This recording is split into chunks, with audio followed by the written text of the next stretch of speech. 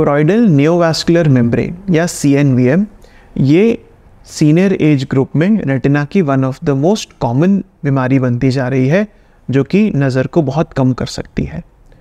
CNVM का treatment usually injections के form में करा जाता है, जो एक नहीं मल्टीपल इंजेक्शंस की भी ज़रूरत पड़ सकती है। कभी ना कभी पेशेंट्स हमसे ज़रूर ये पूछते हैं कि डॉक्टर साहब ये CNVM हमारी आँख में क्यों बना, इसका कारण क्या रहा है। आज हम यही समझेंगे कि ये CNVM आखिरकार बनता क्यों है।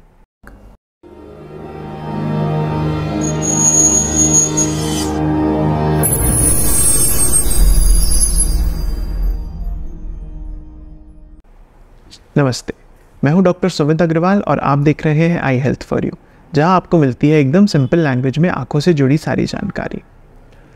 रेटिना में बॉडी के किसी भी ऑर्गन की तरह एज के हिसाब से डिजेनरेटिव चेंजेस आते हैं। एज का फ़र्क आता है, टिश्यू डिग्रेड होता है और इसकी वजह से एक प्रॉब्लम आ सकती है जिसे हम कहते हैं कोरॉइडल नियोवास्कुलर मेम्ब्रेन। ये एक चीज़ है जो कि बेसिक डिजीज़ रहता है इसका, age related macular degeneration ARMD, और इसमें जो वेट टाइप ऑफ ARMD होता है उसमें बनती है CNVM।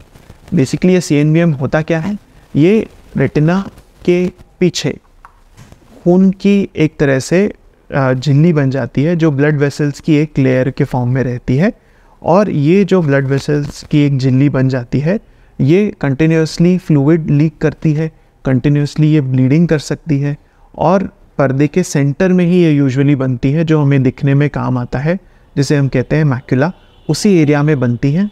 और इसकी वजह से ये एरिया परमानेंट डैमेज हो सकता है और ये चीज़ बहुत फास्ट प्रोग्रेस करती है। कुछ दिनों में, कुछ हफ्तों में ही ये चीज़ काफ़ी बढ़ जाती है और उसकी वजह से रेटिना परमानेंट डैमेज भी हो सकता है। इसका लक्षण मोस्ट कॉमनली होता है नज़र के सेंटर में काले धब्बे का आना, या फिर नज़र के सेंटर वाली चीज़ बहुत क्लियर नहीं दिखाई देना, या फिर नज़र के सेंटर में जो चीज़ें हैं वो तिरछी या टेढ़ी मेढ़ी दिखाई देना। इसे हम सेंट्रल स्कोटोमा या मेटामॉर्फोप्सिया भी कहते हैं। ये चीज़ इसलिए होती है क्योंकि जब ये CNVM बनता है तो इसमें जो फ्लूइड लीक होता है उसकी वजह से रेटिना के सेल्स का ओरिएंटेशन डिस्टर्ब हो जाता है, फोटो रिसेप्टर सेल्स का पोजीशन डिस्टर्ब हो जाती है, जिससे कि तिरछापन आता है नज़र में। बेसिकली ये CNVM बनता क्यों है, एक वर्ड में अगर इसका मैं आंसर करूं वो होता है age related degeneration. Age related degeneration का क्या मतलब है, जैसे हर एक बॉडी का ऑर्गन एज के साथ में डिग्रेड होता जाता है, वैसे ही आँख में भी ये प्रॉब्लम आती है। इसको थोड़ा डिटेल में अगर हम समझना चाहें तो बेसिकली रेटिना के पीछे एक बहुत ही वैस्कुलर लेयर होती है जहाँ अच्छा ब्लड फ्लो होता है, उसे हम कहते हैं कोरॉइड। कोरॉइड में बहुत सारी ब्लड वेसल्स होती हैं। बॉडी में one of the most rich blood supply choroid में पाया जाता है। कोरॉइड और रेटिना के बीच में एक तरह से एक बैरियर होता है, इस बैरियर को कहते हैं हम ब्रुक्स मेम्ब्रेन।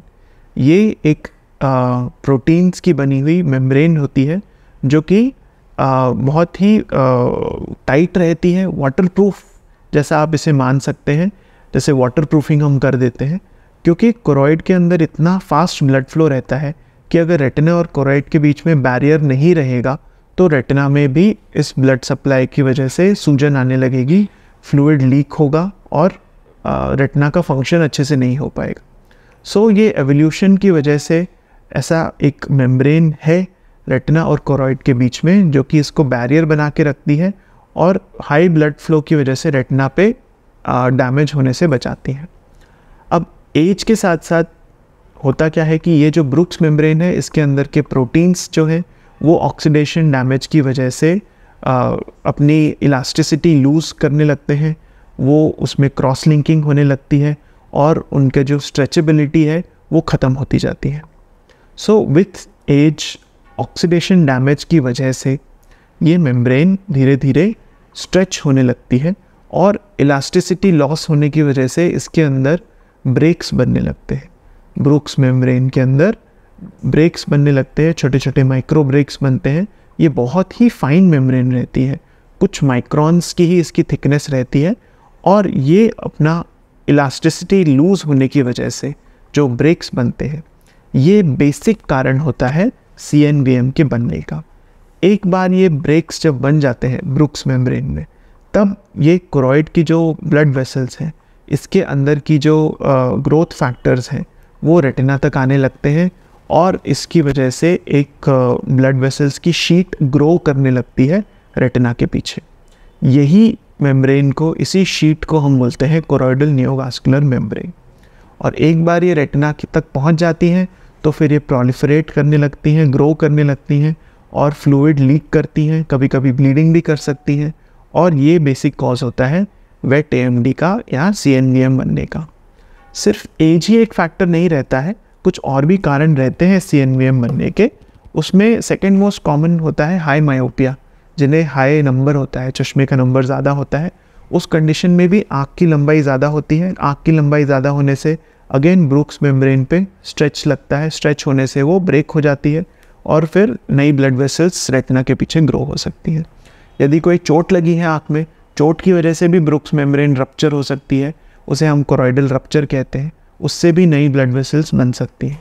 कभी कभी स्वेलिंग की वजह से भी नई ब्लड वेसल्स बन सकती हैं, क्योंकि अगेन वो स्वेलिंग की वजह से ब्रुक्स मेम्ब्रेन स्ट्रेच होती है और वो वहाँ से जो बैरियर फंक्शन है उसका लॉस्ट हो जाता है और कोरॉइड की ब्लड वेसल्स फिर ग्रो करने लगती हैं रेटिना के अंदर।